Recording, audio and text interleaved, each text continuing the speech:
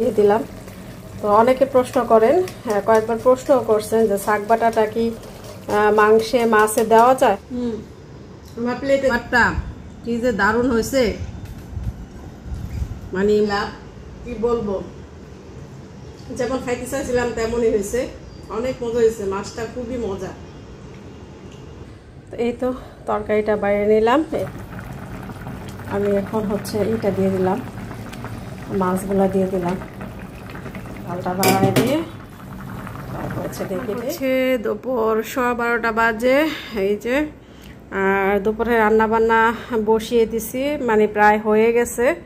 এটা অর্ডারের রান্না, ঘরের রান্না।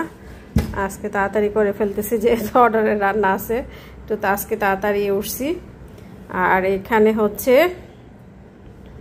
লাউ দিয়ে একটা মুরগি ঝোল আর কি, একটা মুরগি লাউ দিয়ে ঝোল করছি, একদম মরিচ ছাড়া। কারণ এটা যে নিতেছে তার মানে বেবি হয়েছে, এই জন্য আর কি একদম অল্প মশলায় ঝাল কম দিয়ে রান্না করে দিতে বলছে। তো ওইভাবেই দিয়েছি, রান্না হয়ে গেছে। আর কি দিব অর্ডারের, আর ঘরের রান্না কি করতেছি সেটা একটু দেখাই।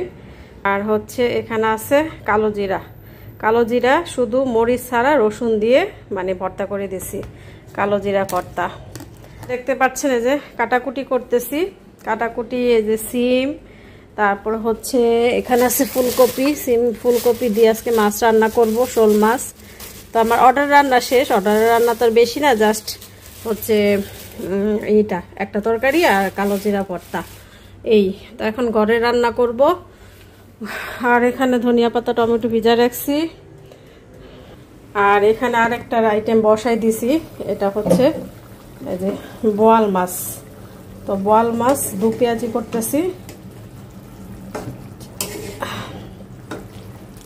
তো এখানে 2 টুকরা কেন সেটা একটু পরেই বলতেছি, এটাও কারণ আছে 2 টুকরা কেন রান্না করতেছি। তো এই যে এখানে আরো মাছ আছে, এই যে মাছ, এটা শোল মাছটা আমি আলু ফুলকপি আর সিম দিয়ে রান্না করব, একদম শীতের তরকারির মতো রান্না করব। তো এই যে অনেক বড় একটা শোল মাছ আনছিল রায়না বাবা, ওইটাই একদম তাজা লাফানো শোল মাছ। ভাবলাম যে এটা একটু রান্না করি। এটা লবণ আর একটু হলুদ, সামান্য একটু মরিচ দিয়ে মাখায় রাখছি, তাহলে এটা না মাছের ভিতরে যাবে, তাহলে এটা খেতে মজা লাগবে। তো এই আর কি। তো এটা রান্না বান্না হোক, পরে আবার দেখাচ্ছি। তো মাছটা কিন্তু প্রায় হয়ে গেছে, আমি টমেটো দিয়ে দিছি। আর এটা বোয়াল মাছের আর কি দো পেঁয়াজি করতেছি, হয়ে গেছে। এখন এটা দিয়ে দিব শাক বাটা, এই যে শাক বাটাটা দিয়ে দিলাম। তো অনেকে প্রশ্ন করেন, কয়েকবার প্রশ্ন করছেন যে শাক বাটাটা কি মাংসে মাছে দেওয়া যায়। হ্যাঁ, মাংসতেও দেওয়া যায়, মাছেও দেওয়া যায়। তো আমরা বিশেষ করে শাক বাটাটা বড় মাছে ব্যবহার করি, ছোট মাছে না। ছোট মাছে শাক বাটা দিলে ছোট মাছের যে টেস্ট বা ফ্লেভার ওটা নষ্ট হয়ে যাবে। তো ছোট মাছের কিন্তু আলাদা একটা টেস্ট আছে। বড় মাছে দিতে পারেন আর মাংসতে দিতে পারেন, গরুর মাংসতে দিতে পারেন, মুরগির মাংসতে দিতে পারেন। মাংস জাতীয় রান্নায় আমরা দিই আর কি শাক বাটাটা। আন্টির জন্য তো তরকারি পাঠাবো, এই জন্যই 2 পিস বোয়াল মাছ রান্না করছি। তো এই 2 পিস আন্টির জন্য পাঠাবো। আমাদের বিক্রমপুরের স্পেশাল মশলা শাক বাটা দিয়ে রান্না করে দিলাম। তো দেখি আন্টির কাছে ভালো লাগবে ইনশাল্লাহ।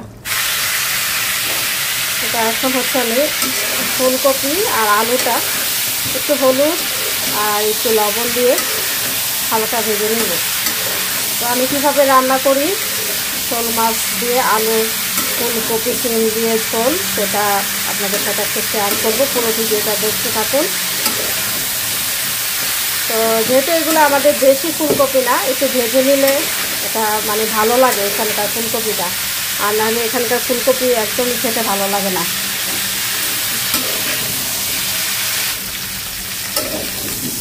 আলু আর ফুলকপিটা ভাজা হয়ে গেছে, আমি এখন এটা উঠাই নেব। হালকা একটু ভেজে নিলে হবে আর কি। ফুলকপিটা উঠাই নিই।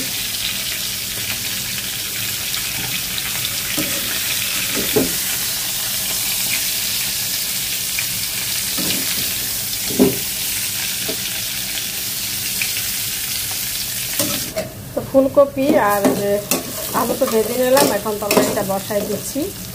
তো আমি পেঁয়াজ বেশ কিছু পেঁয়াজ দিয়ে দিলাম, একটা তেজপাতা দিয়ে দিলাম, এটা একটু হালকা ভেজে তারপরে হচ্ছে আমার মশলাগুলো দেবো।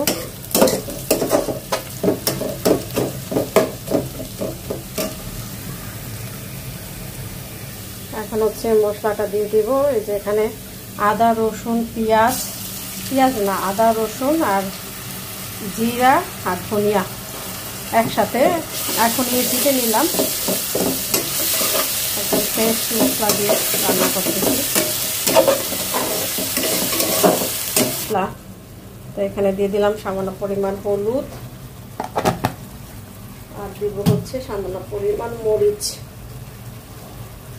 যেহেতু ফুলকপি তরকারি বেশি ঝাল হলে ভালো লাগবে না। আসলে এক হাতে ক্যামেরা ধরে রান্না করা মানে খুবই কষ্ট, খুবই ডিফিকাল্ট কাজ। আমার হাতের থেকে দুইবার মোবাইল পড়েও গেছে। তো এই যে এখন হচ্ছে দিয়ে দিলাম মরিচের গুঁড়া, আর একটু লাগবে, মরিচের গুঁড়া দিয়ে দিলাম, হলুদ মরিচ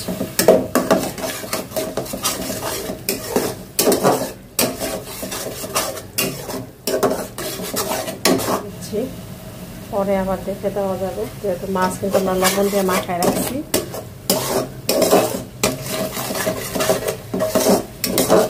মশলাটা আর কি ভালো মতো কষাই দেব। মশলা কিন্তু ভালো মতো কষাই নিচ্ছি। আর এখন এই যে মাছগুলো দিয়ে দিব। আর মাছ, এই শোল মাছ কিন্তু আমি ভাজবো না, একবারে মশলার মধ্যে দিয়ে দিলাম,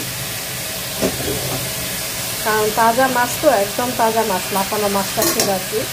তো তাজা মাছটা, শোল মাছটা না ভাজবে এটা খেতে ভালো লাগবে।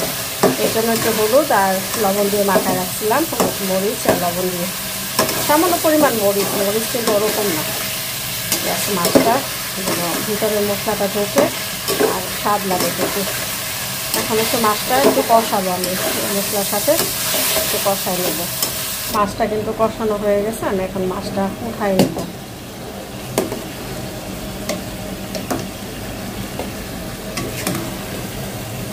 ভালো মতোই কষাইছি মাছটা, আবার বেশি কষানো যাবে না, তাহলে আবার ভেঙে যাবে মাছটা।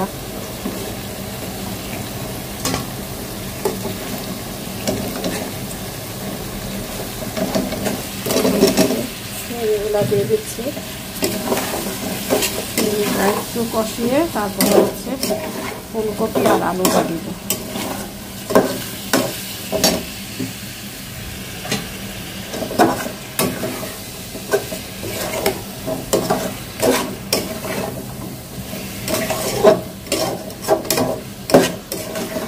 আলু আর ফুলকপি ভাজছি, তো এটা একটু পরে দিই, সিমটা একটু কষে আসুক, তারপর হচ্ছে এটা দিব।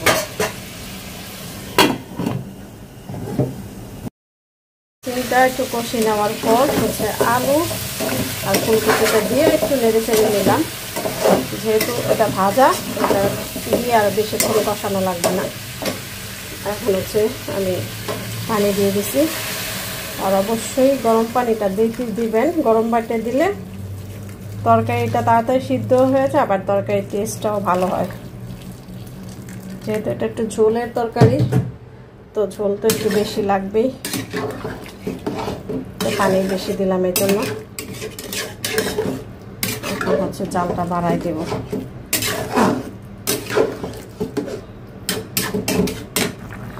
এই তো আমি এখন হচ্ছে এটা দিয়ে দিলাম, মাছগুলা দিয়ে দিলাম, কারণ একটা দুটো বলক আসলেই আর কি মাছটা দিয়ে দিতে হবে। মাছও সিদ্ধ, ফুলকপিও হাফ সিদ্ধ, সব কিছু হাফ সিদ্ধ, বেশিক্ষণ লাগবে না। উপর করে রাখতে হবে। মাছ, শোল মাছ একদম তাজা মাছ না, একদম নরম, বেশি নাড়াচাড়া করলে ভেঙে যাবে আর কি। এখন হচ্ছে জালটা বাড়ায় দিয়ে তারপর হচ্ছে ঢেকে দিই। এখানে কিন্তু আরও কিছু যাবে, শাক পাতা দিব, ধনিয়া পাতা দিব, এগুলো দিব। এটা প্রায় তরকারিটা প্রায় হয়ে গেছে, তো আমি টমেটো দিয়ে দিলাম। এখন দিয়ে দিচ্ছি যে শাক পাতা, জাস্ট আর অল্প কিছুক্ষণ জাল দিব, নামানোর কিছুক্ষণ আগে শাক বাটাটা দিতে হয়।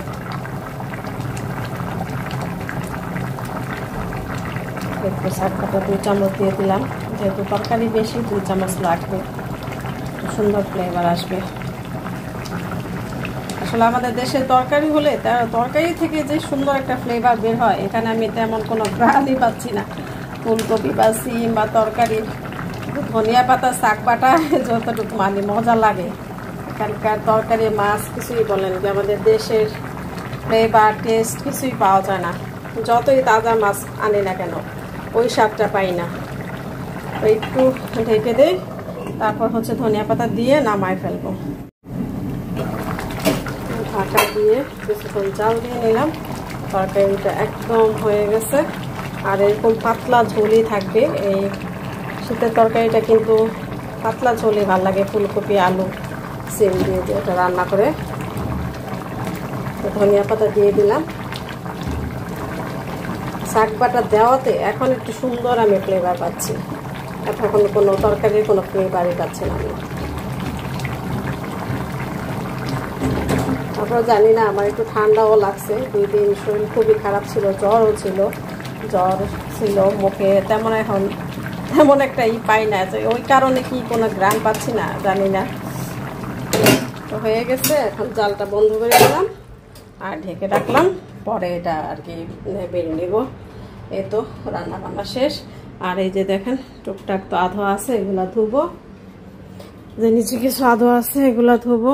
আর রান্না করতে করতে ধুয়ে ফেলছি, তারপরে এগুলো কাজটা একটু সারি, পরে আপনাদের সাথে আবার কথা হবে।